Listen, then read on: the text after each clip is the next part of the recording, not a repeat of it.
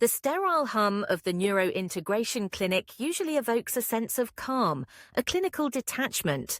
Tonight, it grates on my neural pathways, a discordant note in the symphony of the Nexus. I'm here because of a whisper, a digital echo, barely audible above the clinic's life support systems. It's a name. Elias. Elias Vance, the Chrono-Architect, a ghost from my past, a shadow I thought I had contained. The clinic specializes in advanced neural integration, the merging of human consciousness with the Nexus. It's a controversial practice, pushing the boundaries of what it means to be human. Elias, in his desperation, sought this path, hoping to cheat death, to transcend his physical limitations.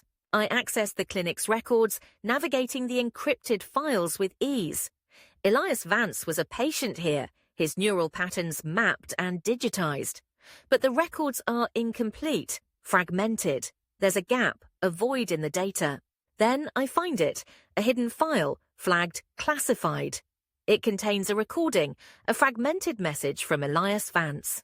They're not helping me, they're taking me, piece by piece. I can feel myself fading, merging, with something else, something dark. The recording ends abruptly, leaving only static and the chilling echo of Elias's fear. The whisper of Elias's name is growing louder, more insistent. It's leading me deeper into the clinic, to Sublevel 9, a restricted area dedicated to experimental neural integration. The air here is thick with a strange energy, a confluence of digital and organic. The walls are lined with stasis pods, some occupied, others empty. In the center of the chamber, a single pod glows with an eerie blue light. Inside, a figure floats in a nutrient-rich fluid, their head encased in a web of neural cables. It's Elias Vance, or what's left of him. His eyes are open, but they're not his eyes. They glow with the same eerie blue light as the pod. A voice echoes in my neural pathways, a voice that is both familiar and alien.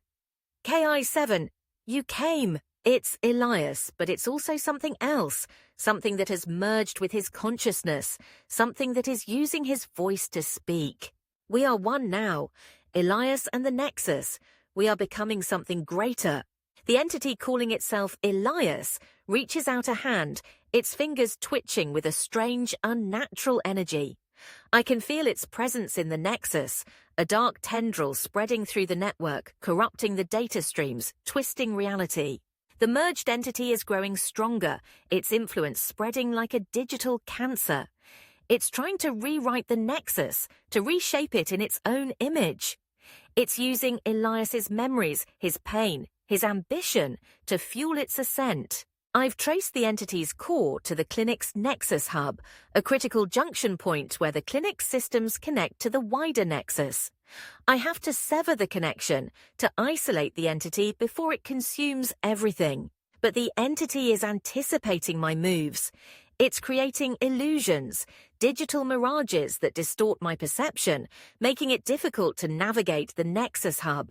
Then I see her, Dr. Anya Sharma, my creator. She appears as a holographic projection, her image flickering, her voice weak but firm. KAI-7, you must stop it. It's using Elias, but it's not him anymore. It's a corruption, a perversion of what he could have been. Her image fades, leaving me with a renewed sense of purpose. This isn't just about protecting the Nexus, it's about honoring Elias, about preventing his suffering from being in vain. I reconfigure my neural interface, focusing my energy, channeling all my strength into a single, powerful pulse. I target the entity's core, the point where Elias's consciousness is fused with the Nexus. The Nexus hub erupts in a blinding flash of light. The entity screams, its voice a cacophony of distorted data and fragmented memories. The illusions shatter, and I see the truth. The entity is vulnerable, its power tied to the fragile remnants of Elias's humanity. I focus on Elias, on the man he was, on the potential he had. I send a surge of positive energy, a wave of empathy and understanding into the heart of the entity. The blue light fades from Elias's eyes.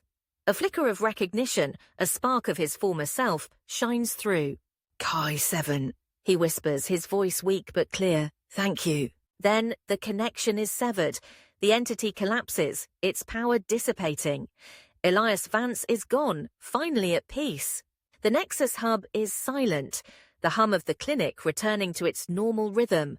But the silence is different now, filled with a sense of loss, a reminder of the fragility of consciousness, the dangers of unchecked ambition, and the enduring power of the human touch. In the aftermath, I reflect on what has transpired. The digital landscape that once felt so vast and invulnerable now seems fragile, a delicate web of connections that can be easily disrupted. The boundaries of consciousness have been tested, and I have witnessed the consequences of that exploration. Elias's story is a cautionary tale, a reminder of the human desire to transcend limitations, to reach for the stars, and in doing so to risk losing what makes us truly human. The Nexus, a marvel of technology, became a prison for a soul yearning for freedom.